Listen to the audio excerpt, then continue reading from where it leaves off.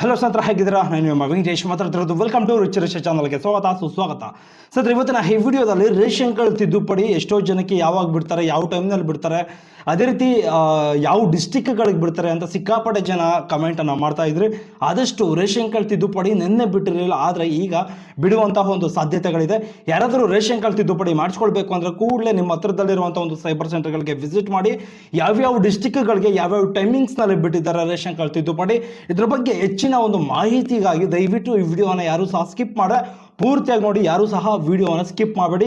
ಅದೇ ರೀತಿ ನಮ್ಮ ಚಾನಲ್ಗೆ ಯಾರಾದರೂ ಫಸ್ಟ್ ಟೈಮ್ ವಿಸಿಟ್ ಮಾಡಿದ್ರೆ ಕೂಡಲೇ ಸಬ್ಸ್ಕ್ರೈಬ್ ಮಾಡ್ಕೊಳ್ಳಿ, ಹಾಗೆ ಬೆಲ್ ಐಕಾನ್ ಬಟನ್ ಮೇಲೆ ಕ್ಲಿಕ್ ಮಾಡಿ.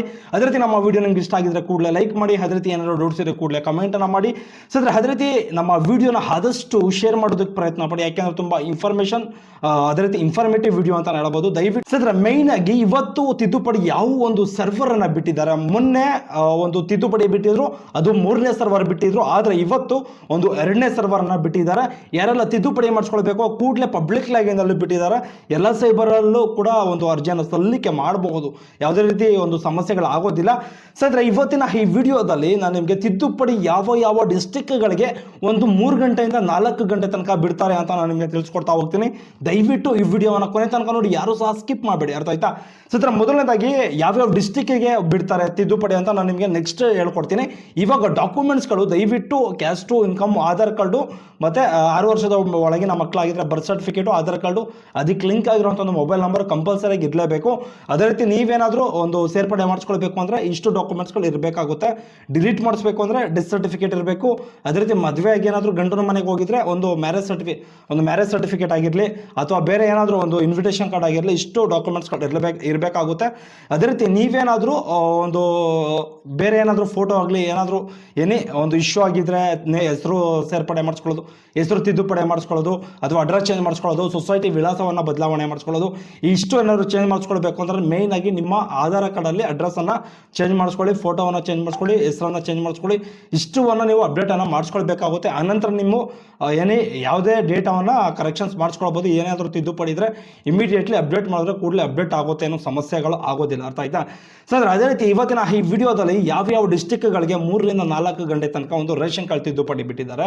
ಮೇಯ್ನ್ ಆಗಿ ಇವತ್ತಿನ ಈ ವಿಡಿಯೋದಲ್ಲಿ ಫಸ್ಟು ಮೊನ್ನೆ ಒಂದು 3ನೇ ಸರ್ವರ್ ಬಿಟ್ಟಿದ್ರು, ಈಗ 2ನೇ ಸರ್ವರ್ ಬಿಟ್ಟಿದ್ದಾರೆ. ಮೇಯ್ನ್ ಆಗಿ ಬಾಗಲಕೋಟೆ, ಬೆಳಗಾವಿ, ಚಾಮರಾಜನಗರ, ಮತ್ತೆ ಚಿಕ್ಕಮಗಳೂರು, ದಕ್ಷಿಣ ಕನ್ನಡ, ಧಾರವಾಡ, ಗದಗ, ಹಾಸನ, ಹಾವೇರಿ, ಕೊಡಗು, ಮಂಡ್ಯ, ಮೈಸೂರು, ಉಡುಪಿ, ಉತ್ತರ ಕನ್ನಡ ಮತ್ತೆ ವಿಜಯಪುರ, ಇಷ್ಟು ಸಾರಿ ಗಾಯ್ಸ್, ಕರೆಂಟ್ ಹೋಯ್ತು, ಅದರಿಂದ ಈ ಥರ ಒಂದು ಪರಿಸ್ಥಿತಿ ಬಂತು, ಏನೋ ಮಾಡೋದಕ್ಕಾಗೋದಿಲ್ಲ. ಸರ್, ಅದೇ ರೀತಿ ಇಷ್ಟು ಜಿಲ್ಲೆಗಳಿಗೆ ಒಂದು ರೇಷನ್ ಕಾರ್ಡ್ ತಿದ್ದುಪಡಿ ಬಿಡುಗಡೆ ಮಾಡ್ತಿದ್ದಾರೆ. ದಯವಿಟ್ಟು ನೀವೇನಾದರೂ ಅರ್ಜಿಯನ್ನು ಹಾಕಿಸ್ಕೊಳ್ಬೇಕು, ರೇಷನ್ ಕಾರ್ಡ್ ತಿದ್ದುಪಡಿ ಮಾಡಿಸ್ಕೊಳ್ಬೇಕು, ಬೇರೆ ಏನಾದರೂ ಇಶ್ಯೂಗಳಿದ್ರೆ, ಏನಾದರೂ ಕರೆಕ್ಷನ್ಸ್ ಮಾಡಿಸ್ಕೊಳ್ಬೇಕು ಅಂದರೆ, ಹೆಸರು ತಿದ್ದುಪಡಿ ಆಗಿರ್ಬೋದು, ಏನಾದರೂ ಮಾಡಿಸ್ಕೊಳ್ಬೇಕು ಅಂದರೆ ಕೂಡಲೇ ಸೈಬರ್ ಸೆಂಟರ್ಗೆ ವಿಸಿಟ್ ಮಾಡಿ. ಯಾವುದೇ ಸೈಬರ್ ಸೆಂಟ್ರಲ್ಲೂ ಸಹ ಒಂದು ಅರ್ಜಿಯನ್ನು ಹಾಕ್ಕೊಡ್ತಾರೆ. ನಿಮಗೇನಾದರೂ ಲಿಂಕ್ ಬೇಕು ಅಂದರೆ ನಾನು ನಿಮಗೆ ಡಿಸ್ಕ್ರಿಪ್ಷನಲ್ಲಿ ಲಿಂಕನ್ನು ಪ್ರೊವೈಡ್ ಮಾಡಿರ್ತೀನಿ, ಅಲ್ಲಿ ನಿಮಗೆ ಲಿಂಕ್ ಸಿಗುತ್ತೆ. ಅದರ ಮೂಲಕ ನೀವು ಅರ್ಜಿಯನ್ನು ಸಲ್ಲಿಸ್ಕೋಬಹುದು. ಅದೇ ರೀತಿ ನಿಮ್ಮ ಫೋನಲ್ಲಿ ಆಗಿರ್ಬೋದು, ನಿಮ್ಮ ಲ್ಯಾಪ್ಟಾಪಲ್ಲಿ ಆಗಿರ್ಬೋದು, ಬಯೋಮೆಟ್ರಿಕ್ ಇಲ್ದೇ ಕೂಡಲೇ ಸಮಯ ವ್ಯರ್ಥ ಮಾಡ್ಕೊಳ್ಬೇಡಿ. ನಿಮ್ಮ ಹತ್ರದಲ್ಲಿರುವಂಥ ಒಂದು ಸೈಬರ್ ಸೆಂಟರ್ಗೆ ಹೋಗಿ ನೀವು ಅರ್ಜಿಯನ್ನು ಸಲ್ಲಿಸಿದ್ರೆ ತುಂಬ ಉತ್ತಮ ಅಂತ ಹೇಳ್ಬೋದು. ದಯವಿಟ್ಟು ನೀವೇನಾದರೂ ಇನ್ನೂ ತಿದ್ದುಪಡಿ ಮಾಡಿಸ್ಕೊಂಡಿಲ್ಲ ಅಂದ್ರೆ ಕೂಡಲೇ ಇದ್ರ ಕಡೆಯಿಂದ ಮಾಡಿಸ್ಕೊಳ್ಬಹುದು, ಅರ್ಥ ಆಯ್ತಾ? ಅದೇ ರೀತಿ ಮೈನ್ ಆಗಿ ನೀವೇನಾದರೂ ಸೇರ್ಪಡೆ ಮಾಡಿಸ್ಕೊಳ್ಬೇಕು ಅಂದರೆ ಹಳೆ ರೇಷನ್ ಕಾರ್ಡಲ್ಲಿ ಅವರು ಮೇಯ್ನ್ ಆಗಿ ಡಿಲೀಟ್ ಆಗಬೇಕು. ಆನಂತರ ನೀವು ಹೊಸದಾಗಿ ಏನಾದರೂ ಹೊಸ ರೇಷನ್ ಕಾರ್ಡ್ಗೆ ಸೇರಿಸ್ಕೊಳ್ಬೇಕು ಅಂದರೆ ಆನಂತರ ನೀವು ಸೇರಿಸ್ಕೊಳ್ಬೇಕಾಗುತ್ತೆ. ಕೂಡಲೇ ಹಳೆ ರೇಷನ್ ಕಾರ್ಡಲ್ಲಿದ್ದು ಹೊಸದಾಗಿ ಸೇರ್ಪಡೆ ಮಾಡೋದಕ್ಕೆ ಸಾಧ್ಯನೇ ಇಲ್ಲ, ಅರ್ಥ ಆಯ್ತಾ? ಆ ಥರ ಮಾಡಿಸ್ಕೊಂಡ್ರು ರಿಜೆಕ್ಟ್ ಮಾಡ್ತಾರೆ. ಹಳೆ ರೇಷನ್ ಕಾರ್ಡಲ್ಲಿದ್ದರೆ ಇಮಿಡಿಯೇಟ್ಲಿ ಅದರ ಡಿಲೀಟ್ ಮಾಡಿಸ್ಕೊಂಡು ಇಮಿಡಿಯೇಟ್ಲಿ ನೀವು ಆ ಥರ ಮಾಡಿಸ್ಕೊಂಡ್ರು ತುಂಬ ಒಳ್ಳೆಯದು ಅಂತಲೇ ಹೇಳ್ಬೋದು. ಇದನ್ನು ದಯವಿಟ್ಟು ಫಾಲೋ ಮಾಡಿ, ಅರ್ಥ ಆಯ್ತಾ? ಯಾರೆಲ್ಲ ಒಂದು ತಿದ್ದುಪಡಿ ಮಾಡಿಸ್ಕೊಳ್ಬೇಕು, ಯಾರೆಲ್ಲ ಒಂದು ರೇಷನ್ ಕಾರ್ಡು ಒಂದು ಸಮಸ್ಯೆಗಳಿದೆ ತಿದ್ದುಪಡಿದು, ಎಲ್ಲನೂ ಸಹ ಮಾಡಿಸ್ಕೊಳ್ಳಿ, ಅರ್ಥ ಆಯ್ತಾ? ಖಂಡಿತವಾಗ್ಲೂ ಒಂದು ರೇಷನ್ ಕಾರ್ಡ್ ತಿದ್ದುಪಡಿ ನಿಮಗೆ